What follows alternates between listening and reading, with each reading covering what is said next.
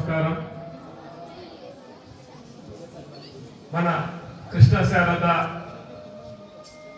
Degree కళాశాల farewell and మనకు farewell ఇచ్చే విద్యార్థులకు వెల్కమ్ పలికే విద్యార్థులకు అందరికీ మనస్ఫూర్తిగా నా హృదయపూర్వక అభినందనలు తెలియజేస్తుంటున్నా.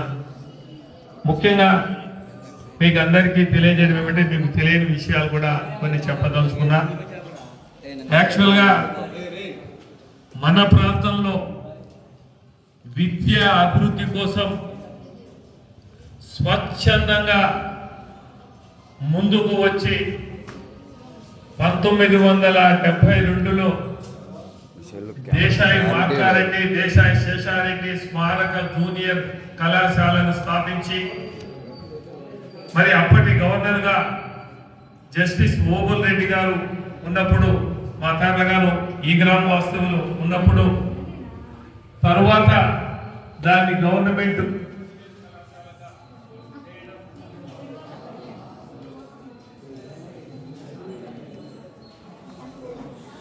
చేయడం, తర్వాత కాలంలో పూర్వామిలలో డిగ్రీ కళాశాల లేదన్నప్పుడు డాక్టర్ శివరామకృష్ణారావు గారు ఎమ్మెల్యేగా ఉన్నప్పుడు డిగ్రీ కళాశాలకు గవర్నమెంట్ సైన్స్ గ్రూప్ తేవాలంటే 3 లక్షల రూపాయలు డొనేషన్ చేయాలంటే మా పెద్దనాయన పైన శేషారెడ్డి గారు 3 లక్షల రూపాయలు ఆనాడు కట్టే పూర్వామిలకు డిగ్రీ కళాశాల రావటం.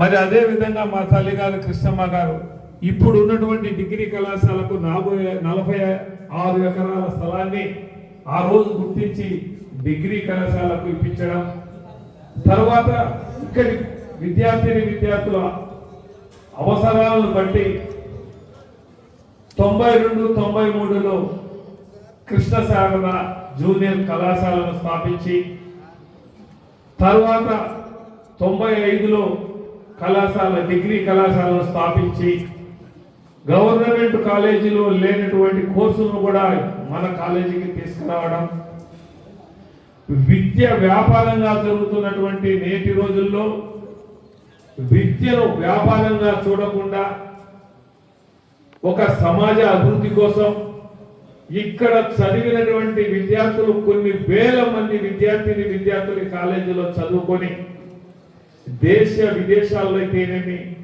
భారతదేశంలో ఉన్నటువంటి అనేక రాష్ట్రాల్లో ఒక ఉన్నతమైనటువంటి ఉద్యోగాల్లో చేస్తూ ఉన్నారు. మేము వారిని గుర్తుపట్టకపోయినా, సార్ ఎప్పుడన్నా ఎక్కడన్నా కనపడితే సార్ నేను మీ కాలేజీ స్టూడెంట్ అని చెప్పి మాకు చెప్తే అడిగితే మేము చాలా సంతోషంగా గర్వంగా కూడా ఉంటుంది.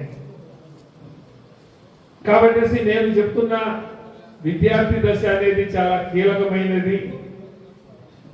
బాగుపడాలన్నా చెడిపోవాలన్నా కూడా ఇదే ఒక బేస్ మనిషి జీవితానికి.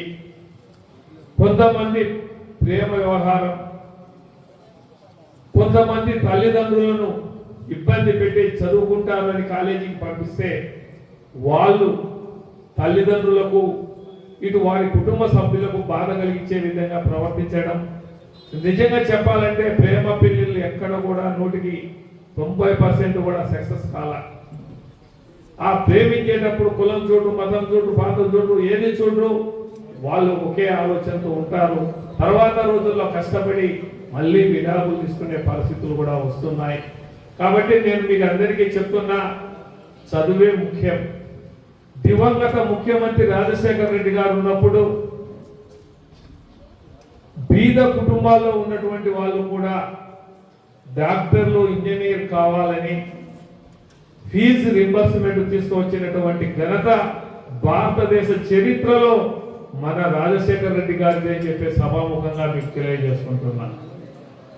తర్వాత మన జగన్మోహన్ రెడ్డి గారు కూడా ముఖ్యమంత్రిగా ఉన్నప్పుడు ఫీజు రింబర్స్మెంట్ ఖచ్చితంగా చెప్పిన టయానికి ఇవ్వడం జరుగుతూ ఉంది. మరి ఈనాడు ప్రభుత్వం, కొత్త ప్రభుత్వం వచ్చింది, చంద్రబాబు గారు ముఖ్యమంత్రి అయ్యారు, 4 నెలలైంది, తల్లికి వందనం పోయింది, నీకు 15, నీకు 15, నీకు 15, నీకు 18, నీకు 18, నీకు 18, నీకు 3000, నీకు 3000, నీకు 3000. ఈ విధంగా అబద్ధాలు చెప్పి ఈ రోజు విద్యార్థులకు కానీ రైతులకు కానీ ఎవరికి బడి స్టూడెంట్స్ అమ్మఒడి గతంలో చెప్పిన టయానికి తల్లుల అకౌంట్ లో పడేది. కానీ ఈ రోజు నిరుద్యోగ యువతకు 3000 రూపాయలు ఇస్తామన్నారు. ఎక్కడా జరగల. మేము ఒక్కటే చెప్తున్నా, మన కళాశాల విద్యార్థులుగా మీరు బాగా కష్టపడి చదవండి, మంచి మార్కులు తీసుకురండి. మన కళాశాలకు,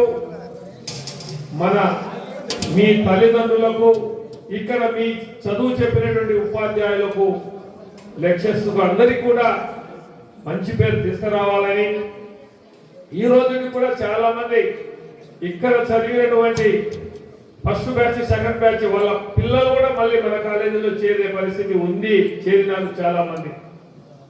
ఈ కళాశాల పెట్టినప్పటి నుంచి కూడా ఇక్కడ ఫస్ట్ నుంచి ఉన్నటువంటి వ్యక్తి ప్రభాకర్ గారు, ఆయన కింద అంటే